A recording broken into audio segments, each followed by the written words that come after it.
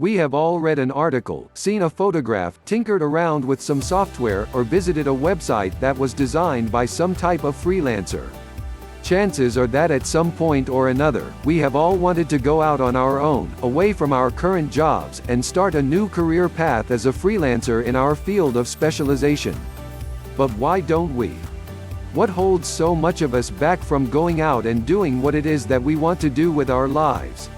Why do we allow ourselves to be tied to our employer as if some invisible shackles enslave us? What types of skills do we need in order to finally break free from the 9-to-5 shifts and start out on our own as a freelancer? You should ask yourself all of these questions before you even think about quitting your current occupation in pursuit of a freelance job.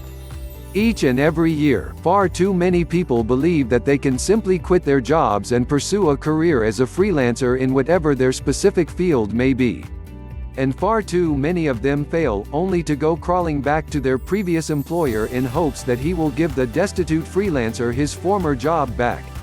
This unfortunate circumstance happens for one reason and one reason alone. The person who wanted to branch out on his own as a freelancer had no idea what to expect. People told him that he could be free, have as many days off as he wanted and retain all of the profits from his work. But nobody ever told him that he may have to work long and hard to meet deadlines, manage his finances himself, and compete with thousands of others for the same clients. Before you begin any ventures into the world of freelancing, you should know that it is not all fun and games. A lot of serious thought must go into your actions if you are to be successful. Now that you have thought it over and you are absolutely sure that freelancing is right for you, it is time to set foot into your new career path and start looking for some work. Whatever you do, do not quit your current job right now, as you will not have a livable source of income for at least a few months while you search for well-paying projects. Quitting your job will come in due time, but only after you have managed to net a few illustrious contracts first. With your passion and desire in hand, the first step of your new life as a freelancer should be to log onto your computer, pull open your web browser of choice, head over to one of the top 3 search engines, and look for work. Use specific keywords that can describe what you want to do with your life, and sooner or later you will wind up with a massive database of different websites that cater to the freelance community in your specific field. After all, if you are a freelance writer, why would you look for work at the software programming freelance directories? Once you have constructed a list of the top websites in your field where you think you will be able to find clients, visit the sites daily to find projects that would not only be interesting to you but will also pay the bills. Chances are that when you start out down the road of a freelancer in any field, you will find that you can only get small-time, low-pay contracts and projects that really do not require much skill at all. This is because you are new and relatively unknown to the freelance community.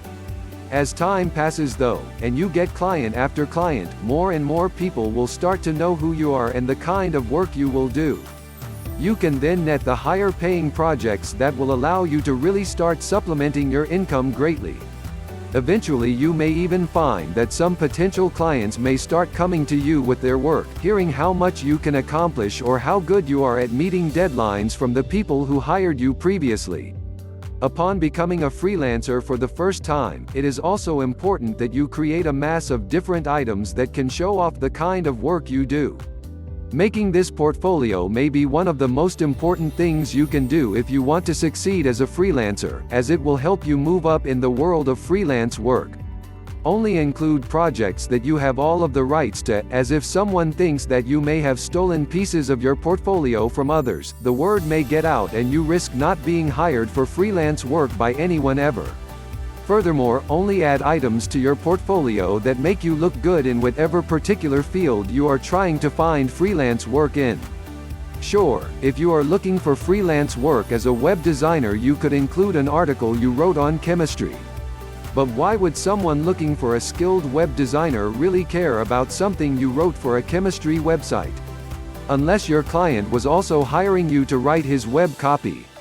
Finally, your competition from around the globe will be another major barrier in your pursuit to become a self-sufficient freelancer.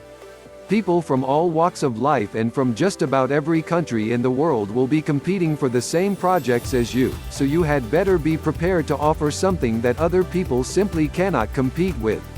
For example, if you are a freelance writer or editor, the best way to compete is to explain to your clients that you are a native English speaker. Graphic and web designers as well as software programmers should take plenty of extra college courses to show how well they are educated in their craft. Finally, no matter what field you are freelancing in, you should always take some time as an unpaid worker to create some examples for your portfolio that really highlight your strong points. If you have learned something, please hit the like button. Share it to your social network and help educate others. And hit the subscribe button if you want more of our videos. Thank you for the support. Click the video below to find out the best websites where you can find clients.